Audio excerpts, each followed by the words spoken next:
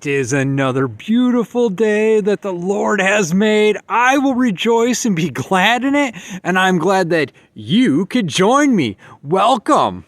It's almost time to do some ice fishing. We'll give it an hour. You sure about that? All right, we got it all cleaned up. I mean, show truck quality in here. If we were to take another pass with the vacuum cleaner, probably be ready for Barrett Jackson's, but we don't want to be too big of show-offs, right? There is a hole. I found a little hole there, and there's a little hole down in there too. But other than that, I think we're just going to live with it. It's definitely the cleanest OBS Chevy radiator support in my barn. Yep. So how about if we pull up that harmonic balancer? Pullers on, and usually, yeah, they just come off nice and easy. I mean, they don't usually even fight you. All right, well, let me get this thing off. And it is out. So how about if we do let me learn you something with kicks.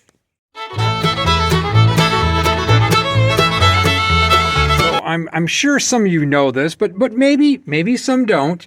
The 6.5 turbo diesel is actually externally balanced with a cast crankshaft, not forged like most diesels. So because it's externally balanced by this harmonic balancer, it is super important to keep your eye on this. It's pretty much a maintenance item. A lot of people say you should replace them every 5 years. What I do is just keep an eye on it.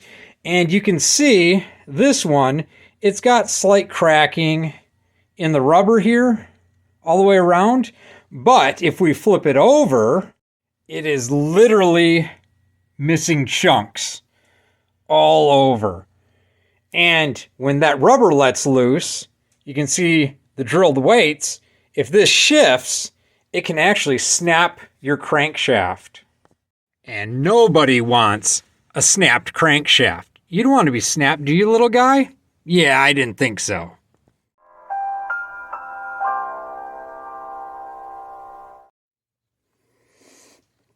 Who does number 2 work for? That's right, buddy. You show that turd who's boss. Oh, yeah. Tight. All right, harmonic balancer is on, aka crankshaft dampener, aka 200 foot-pounds of torque, bolt of fun. So let's get the front of the motor all put together and see if the radiator will actually finally fit. Changed my mind. I'm allowed to do that. It's my channel, so I don't want the fan on yet. It gives me so much more room for activities. So I guess let's see if it'll fit. Here goes nothing.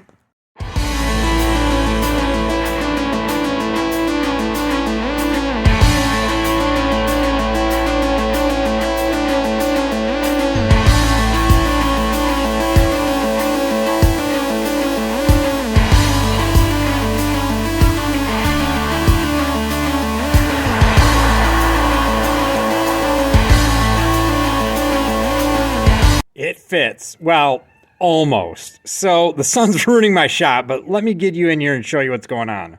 So the lower hose down here and the lower radiator line are fine. However, this upper radiator line is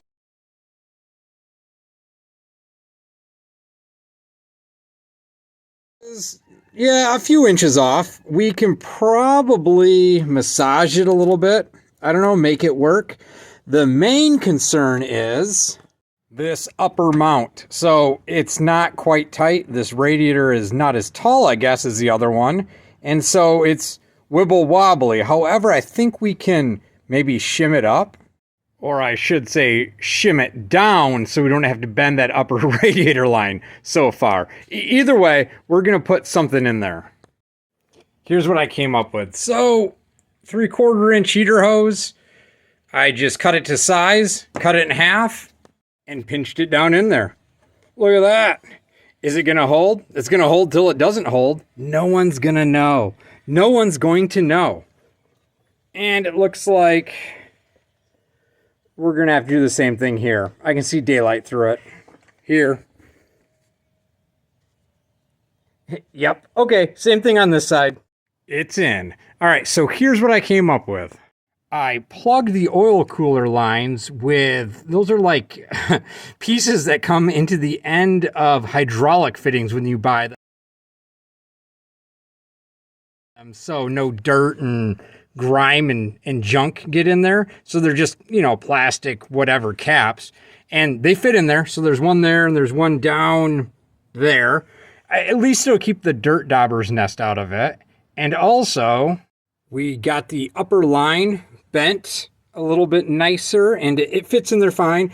And while I was at it, I put in a brand new, right there, low coolant level switch or sensor because, well, if you watch any of the previous videos, it didn't work right. So let me get the front of the motor put on and upper radiator hose, and we'll see if this thing will actually hold coolant all together. And I made sure that the petcock was tight. Ooh, shiny. So here goes nothing. It's only a little spell. Green. Radiator's full.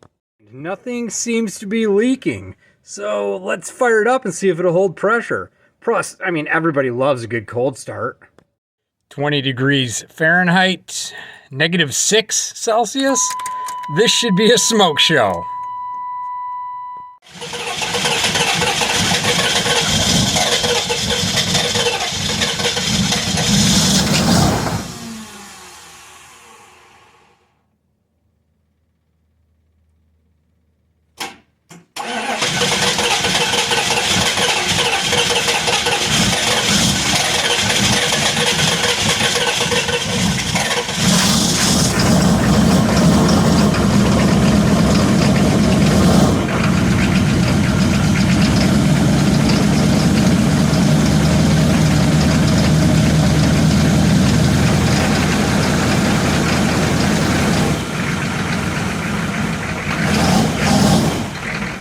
Yep, that's a smoke show.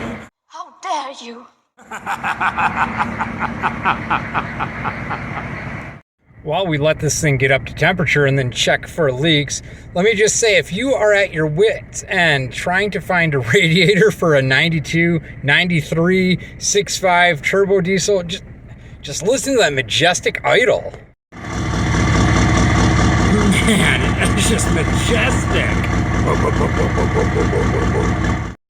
All right, where was I? Squirrel. So, oh yeah, if you're looking for a radiator for one of these style trucks or this style radiator, this is the one I used. It's a Leland Global 1364 AA2R. That's the part number for it. It is made in China. but it is cheaper than having a radiator cord, at least in my area. So yeah, hope that helps. All right, thermostat's open. Yep, we got coolant flowing. Oh yeah, it's warm. And I don't see any leaks.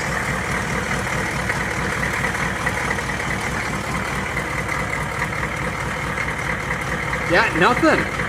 And no more low coolant light. Fixed. Look at that. There isn't a light on in the dash. It's like we know what we're doing sometimes. Well, I'd love to take this thing for a test run, but I have got to get this video edited and out to you guys. So, till next time, don't forget. Be blessed. Peace.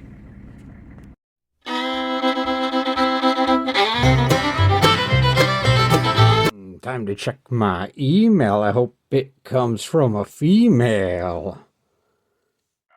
Oh man, it's not from a female. This week's comment comes from Bert Manilow. Bert comments, supply a link for a no friends wiring diagram, please. I also have no friends. Sniffle, sniffle. Why the face? Who cares? Well, Bert, to answer your first question. I think there's supposed to be a comma here. Your first question. Who cares? Who cares? We just went over that like 5 seconds ago. Till next time, don't forget. Be blessed. Peace. That's who cares for you, Bert, no matter what.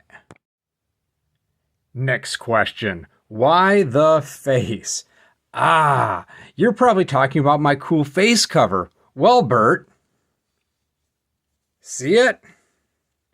I wear it so that way my comment section isn't full of ladies looking for a date. Then I would have no time to make videos. That would be horrible. Plus, it has a really cool smile on it. I mean, it's not creepy like a clown at all. Right. Next question. I also have no friends. Sniffle, sniffle. Bert, no need to sniffle, sniffle.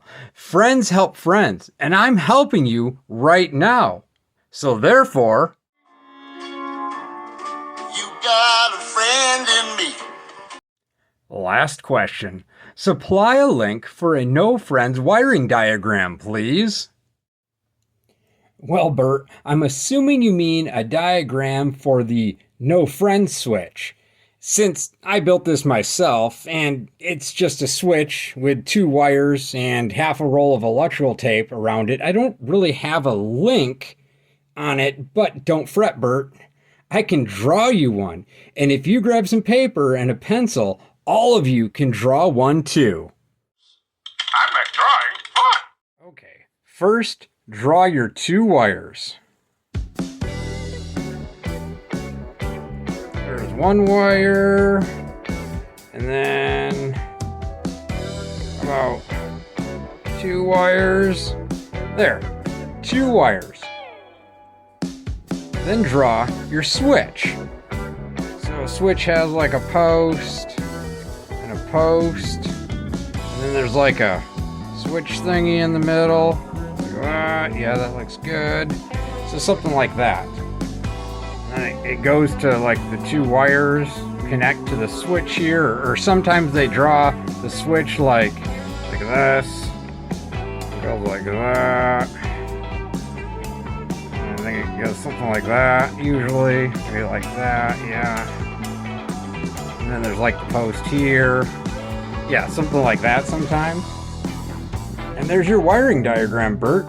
Just a switch and 2 wires. But if you want to get really fancy, you can add some consummate V's. Like that. And add some teeth. Oh yeah, teeth. And maybe some spinaditties. Spinaditties there. Legs.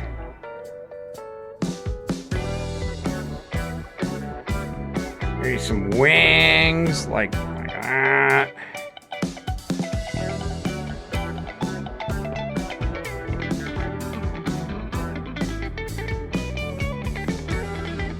Yeah, that looks pretty good with the wings there. Maybe another wing up here.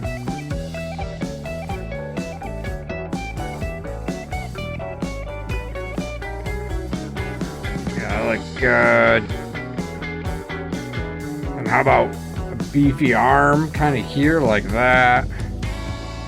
Yeah, it looks pretty good there. Give him like 3 fingers.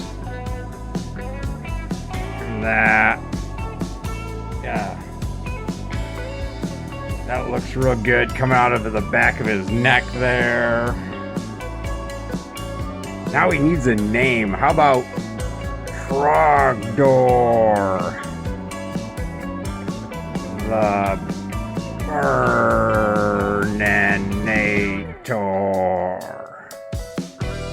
Yeah. Well, Bert, I hope that's what you're looking for. And don't forget to tell your brother Barry that my mom loves his music. Be blessed. Peace.